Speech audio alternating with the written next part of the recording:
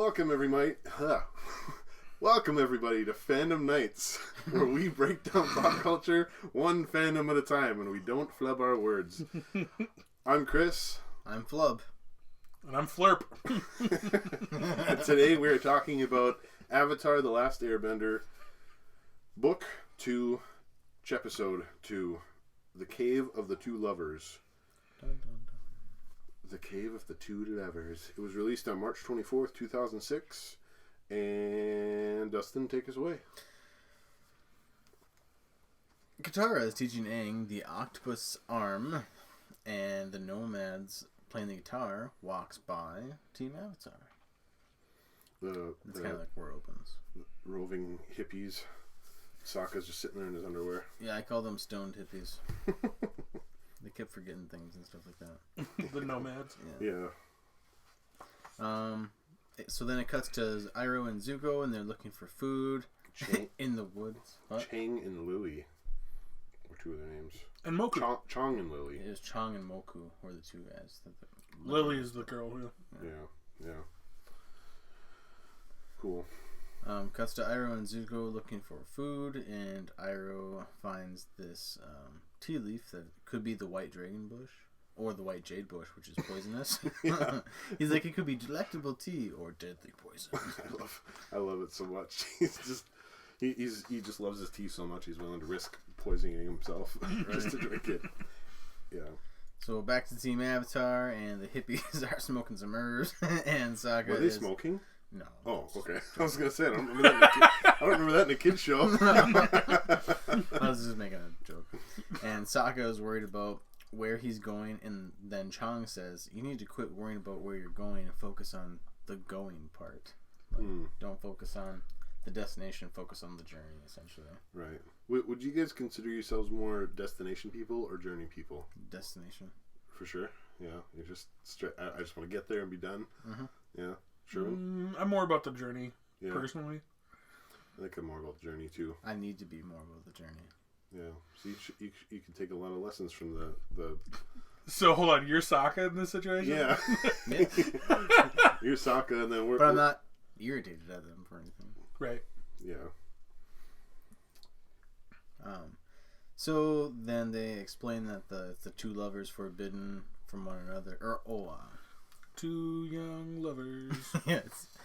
You probably know all the songs out of this. I episode. don't. One of my buddies does. He does know this because he made a D&D character based around Moku. Really? Yeah. That's funny. Two lovers forbidden from one another. Secret tunnel through the mountain.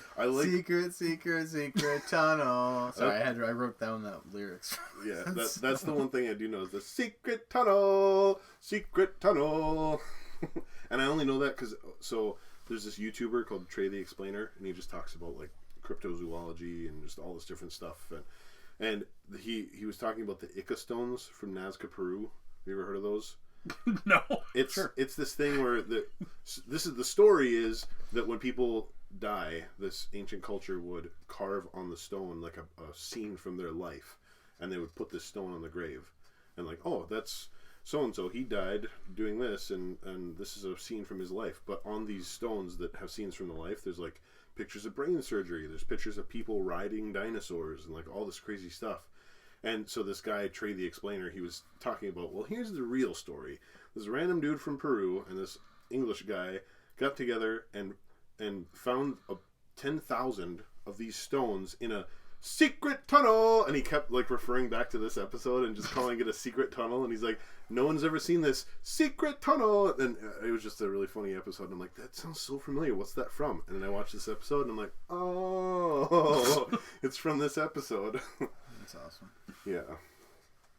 Sokka tries to ignore the hippies' advice about going through the tunnel. He's like, we got Appa. We can just fly over the Fire Nation. It don't matter. And so it cuts to them just trying to fly over the Fire Nation, and the Fire Nation just catapult after catapult, just flinging a barrage of just fire bombs at them. This episode reminded me of like the Mines of Moria and Lord of the Rings, where they tried to go the highway, and they're like, nope, can't go this way, let's go through the secret tunnel. Yeah, they turn back around, and Sokka's like, Secret love cave, let's go. Secret love cave. Yeah, they're all burned and just shell shocked. Alright, secret love cave, let's go. Cuts back to Iroh, and he drank the tea and got poisoned. You remember the jade bush?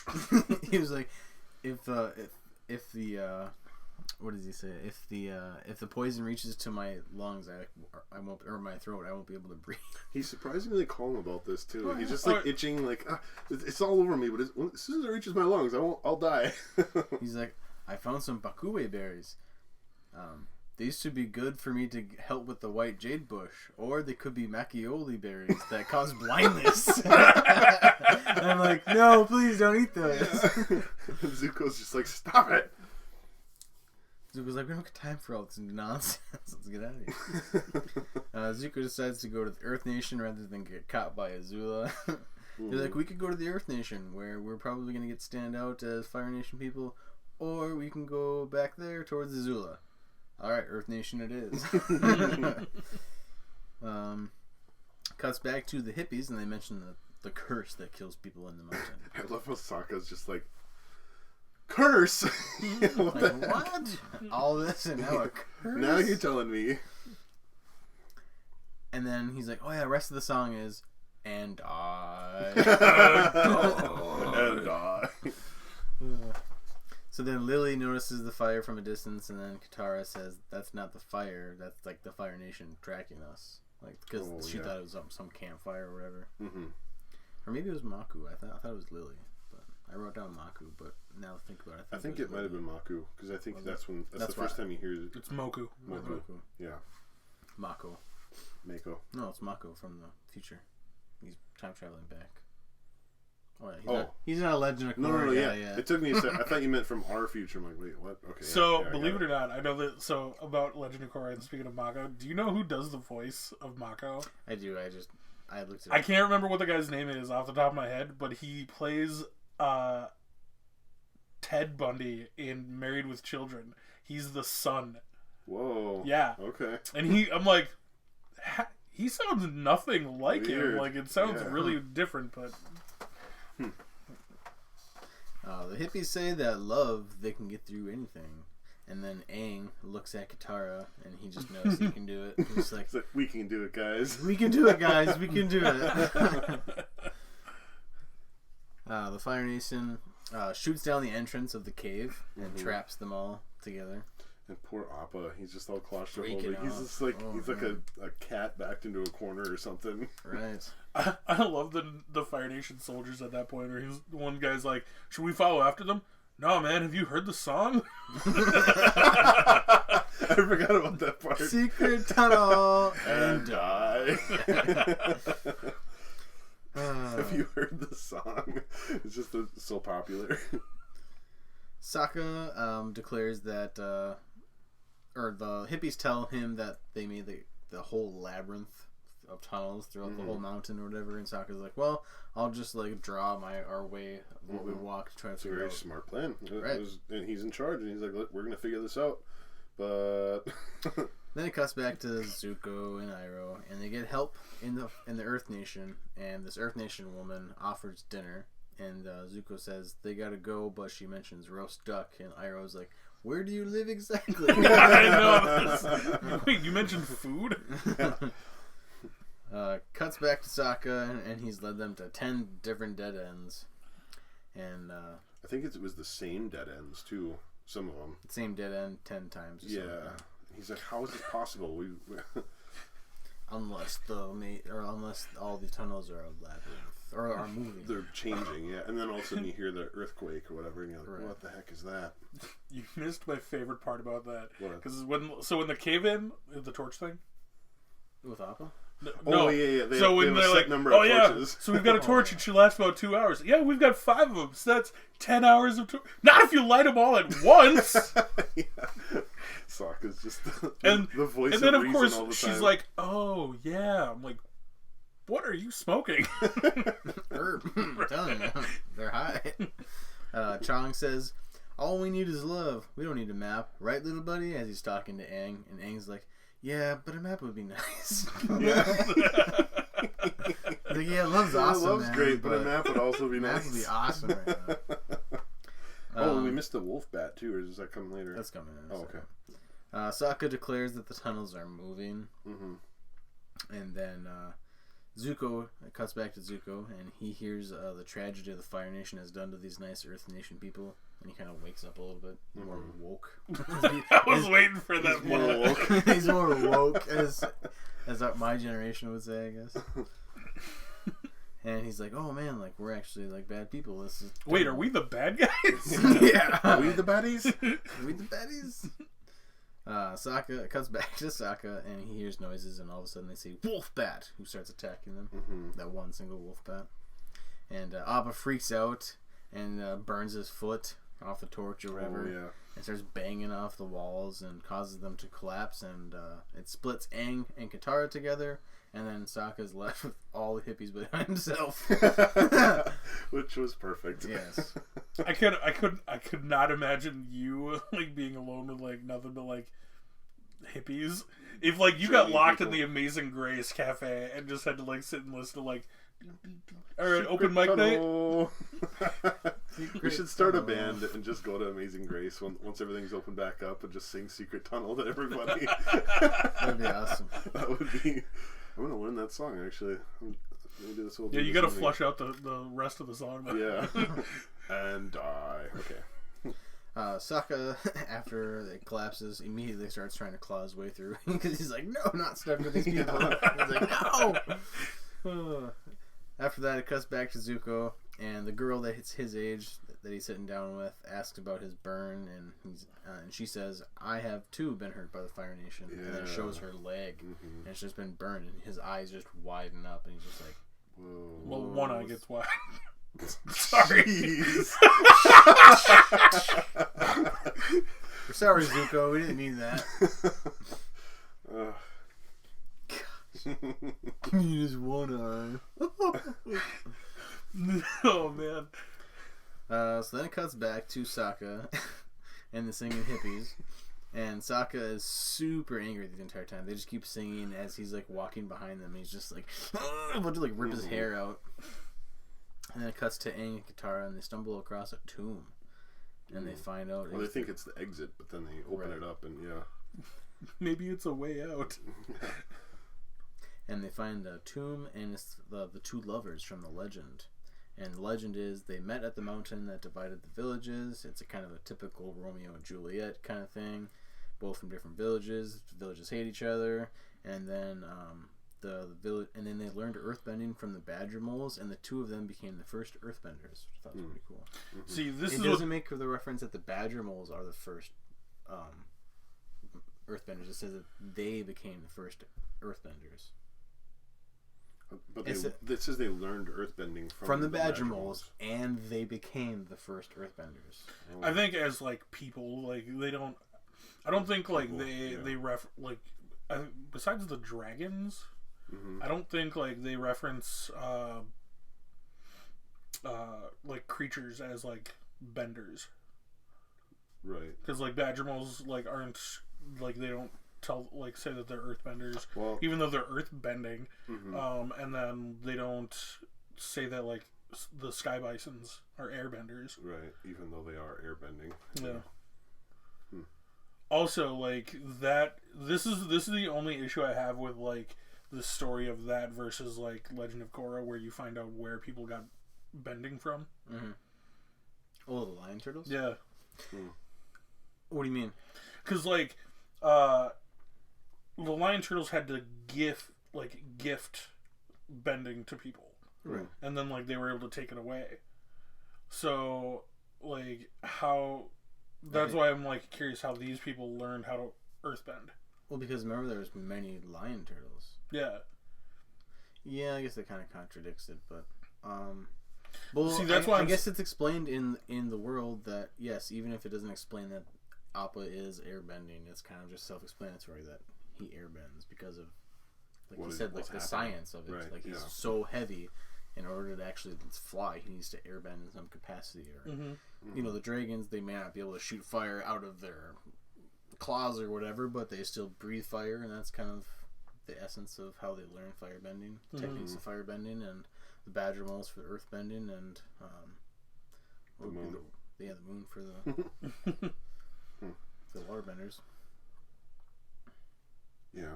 But I think the lion turtles, yes, they did give people the ability of either earthbending, firebending, all that stuff.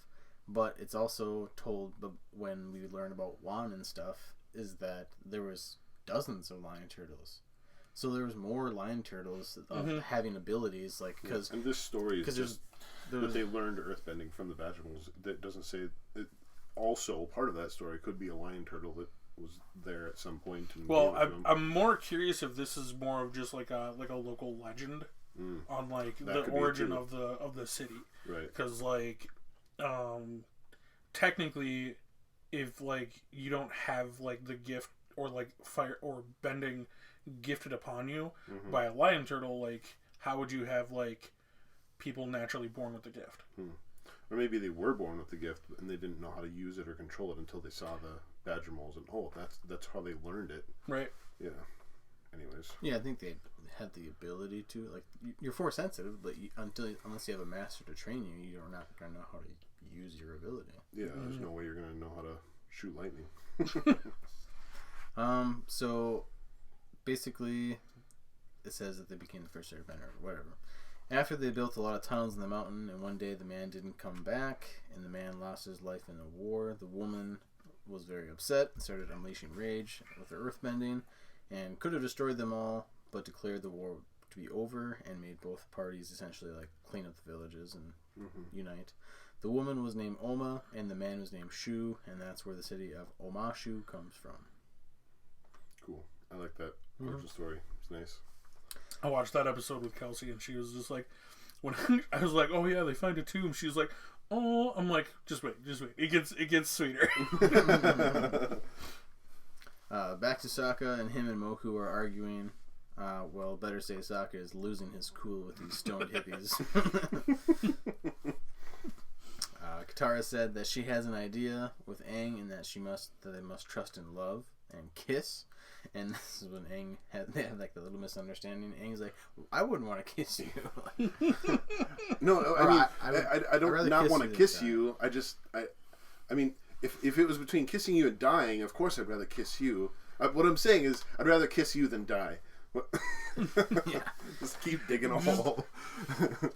But before that, she's like, us maybe kissing. He's like, us kissing. This is the exact scene that I saw. Like somebody was using this as the as a reference to this is Aang's first example of earthbending, because he's literally just digging himself a hole without actually like moving. Okay. I was like, that's funny. Yeah. And then it flashes back to the hippies, and their last little bit of the song, I think, is, even if you're lost, you can't lose the love, because it's in your heart, or something like that. Then it cuts to Iroh and Zuko, and they leave the kind woman's home, and Zuko decides to be a dick again, and is like, let's steal this little ostrich horse thing. Zuko, these people have shown you a great kindness. They're about to show us another kindness. Yeah, they're about to show us some more, mother... So then, Zuko steals the ostrich horse, and Iroh feels horrible, and the girl sees. Oh, that's the worst part, is that she's gonna notice eventually, but she sees them doing. Then it cuts back to Aang and Katara, and they're losing light with their torch, and as the torch goes out, they makes. And I guess it kind of insinuates that they're gonna kiss. Mm-hmm. And then as soon as they do you think that... they do kiss? I think they do. Yeah. What? I don't think so. You don't? No, because they get closer and closer, and then the light yeah, but I goes mean, out. I feel like it would just be like a hug, especially after that argument. Especially not only that, but later on, But they held hands and went towards each other, and then the light went off. Yeah. I'm just saying, I'd rather kiss you than die. What? It's a compliment. So Aang and Katara, they find their way out after the crystals light their way out of the tunnels. Mm-hmm. And then they're like, "Where's Sokka?" And Sokka just busts out on top of the badger bowl. Yeah. Oh, we didn't even talk about they ran into the badger moles, but yeah, they ran into badger moles, and then they ride them miraculously. And they ride them through the tunnels with Sokka's crappy. Oh right, they were playing. about to attack, and then he has to like sit there and he's just playing a string and trying to do a song. Right. Yeah. Oh, and then they come out, and Aang's like, or Katara's like, Sokka, why is your forehead all red? It just cuts the hippies saying something, and him just, whoosh. Hey, nobody freak out about what I'm about to say, but I think that kid's the Avatar. I can't even make that sound. Why is your forehead all red? Yeah, and then they go up to Oma Shu and see that the Fire Nation has taken over. Mm-hmm. And scene. Yeah. So, as far as bending numbers, I did have a question on this one. I counted all the times that the Badger Mole bended, but I haven't been counting Appa, so I don't think that should count. Do we want to count? We're just doing humans bending, right? I think. Well, because otherwise you'd have to count every time Appa flies, right? Right, yeah, so we're just doing humans bending. Then the other question is the two lovers. In that flashback scene, it shows them bending. Like, it shows her, like, raising up all these pillars, and it shows them pushing, but it's like a stop motion, like, cardboard cutout animation thing. Does that count as on-screen bending? Because there's a person bending, but it's like a storybook. The flashback? Yeah. In the Tale of the Two Lovers. It's like a storybook. No, it shows them I'm just standing curious there. why it's wording it as a storybook. It's a flashback. So well, because the way they animate it is more of like a calligraphy storybook, like art. Yeah. Not like them actually. I would say it's people bending on screen, but it was a different version, so it's just a little weird. Yeah. Yeah, I'd say count it. Whatever. Okay. So they did it 9 times, then I'm not counting the badger moles. So, as far as bending, there was 9 of water, 9 of earth, 0 of fire, and 1 of air. And the air was just when the cave was collapsing and Aang pushed everyone away. That was the one time. Yeah. So that's what that is. 9901. It's a very low bending episode. Yeah, this one was really easy. I love this episode though. You do? I 100%. Yeah. I like the secret tunnel singers, yeah. Yeah, since we're talking about that, let's rate it. So, well, real quick, fun fact. Mm-hmm. So the guy who does the voice for Moku is actually Zuko's brother in real life. In real life? Yeah. So it's Dante Basco and Derek Basco. And it's like one of the only times he actually like he does like a couple like additional voices here and there, but like for the most part, it's the only like titled or like named character that he voices. Really? Yeah. For the whole series. Wow. Yeah, what do you guys want to rate this one? I'm so tempted to look up and see what the Imdb rating is, but I don't want to look. I want to rate it. I can't remember what it is. I didn't tell you. No, I mean like yeah. I'm trying not to. I don't remember what it is either. I'm gonna say this was a B for me. It wasn't like a C, like barely passing. There was a lot of fun stuff in it, and everyone had something to do in it, so it was like it was really good. I'm gonna say like 8.9, pretty high. I like it. It's a high B? What the heck, man? That's an A, technically. No, it's just below an A. No, that is true. Maybe I should go. Now that you're reacting, I'm kind of like, yeah, it's just a solid B. 8.5. Final answer. 8.5. Very indecisive. I can't trust his judgment. So for me personally, like this episode has like a lot of like references that like me and like my gaming group make a lot. So like the part that sucks is like I'm giving it a high rating, mainly because of like nostalgia and like just well, that's fine. utilization of it. But I really like the comedy, like the backstory for like Omashu. Zuko's character growth is great. I'd give it like an 8.3. Okay, I was expecting you to say like 9 point something. Based No, on what you were saying 8.3. Okay. I mean, I thought you were going to rate it higher than me, at least. But okay. There are definitely better episodes. Like yeah. 9 point something. I don't know. Dustin? I'll do an 8.4. 8.4. Okay. So just keeping it right in the middle. 8.4 average. Nice. And IMDb was 8.2. We're pretty close. Nice. Yeah. Nice. Well, I think that's it for this episode. Dustin, you want to take us out? Sure. Thank you guys for checking out this Chepisode of Fandom Nights. Be sure to become a Fandom Night on Facebook, Instagram, and Twitter. Possibly coming soon. Well, already coming soon. TikTok.